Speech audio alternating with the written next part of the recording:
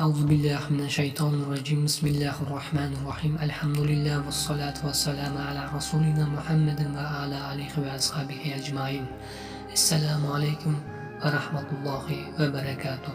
Resul-i Ekrem sallallahu aleyhi ve sellem canım onun elinde bolan zada kasam ki sizler için Daccal'dan da hoplu zat var. Men sizlere şu zat gelip kalışından korkyan deydiler. Şonda sahabalar soradılar. Deccal'dan da hoplu zat näme ey Allah'ın Resulü deyip soranlarında adaştıryan hekimler deyip cevap verdiler. Yine bir büyük sahaba Kaf ibn Ücre bilen bolan hadisa dilili sahih bolan hadis rivayet ediliyor.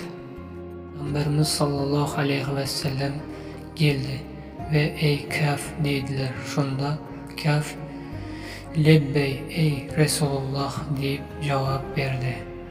Peygamberimiz sallallahu aleyhi ve sellem Allah seni akmak kimselerin hakimliğinden saklasın dedi.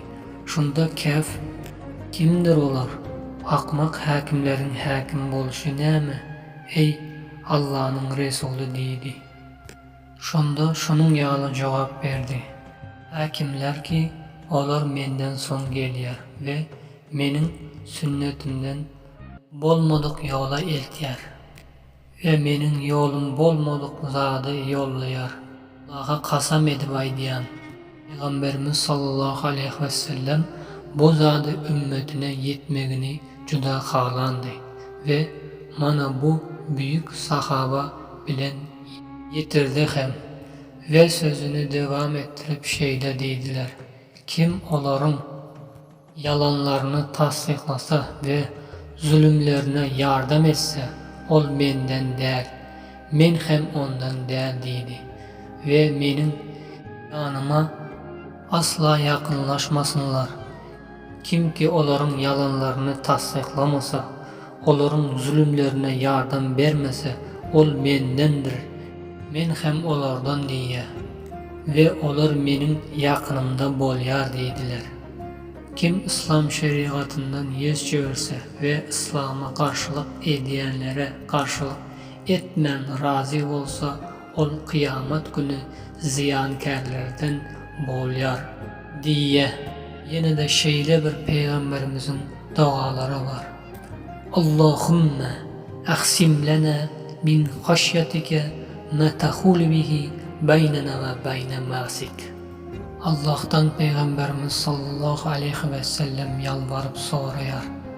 Ey Allah'ım bize şeyle bir özünden korkyan heybet ver ki de mana şu sen veren heybet bilen sana ters bolup kalmaklığın ortasını senden bolan korku saklap dursun.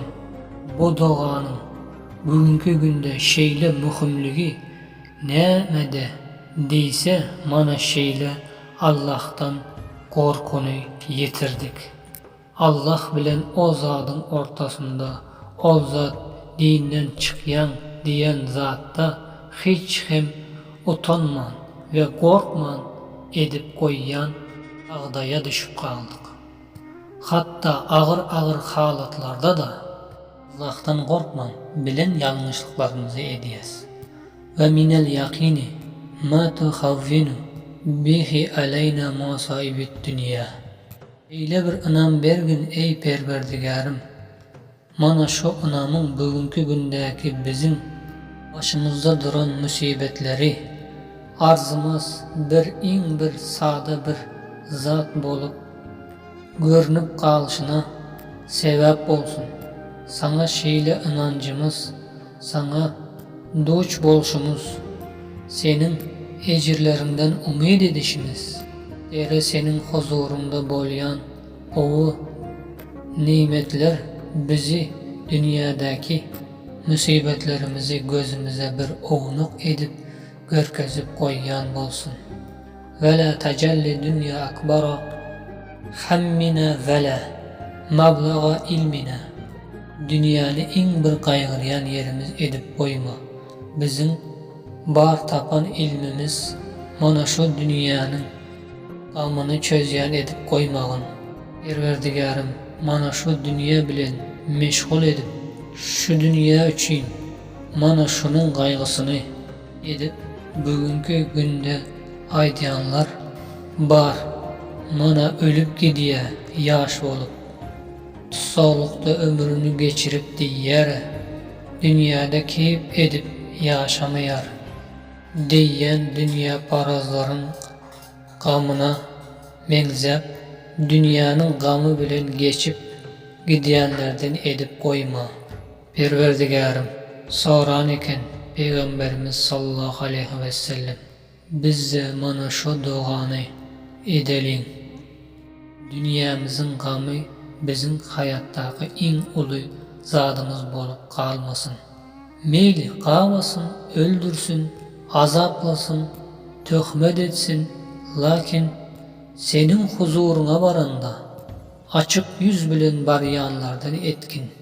Dünýämiziň gamyny edip, yumşajyk düşegimiziň gamyny edip, musulmanlara, Allah'ın dinine yardım edýänlere daş atýanlardan bolup kalmalyň. Peygamberimiz sallallahu aleyhi ve sellem dualarynyň sonlaryny şeýle bitirdiler. Ve la tusallit aleyna ma la yarhamuna diýip bize rehim etmeýänleri Perwerdigar bizim üstümüze başçı etmegin. Bizim üstümüze sultan edip, bizim üstümüze başçı olup bize rehim etmeyen insanları koyma Perverdigarım deyip sorady. Esselamu aleyküm ve rahmetullahi ve berekatuhu.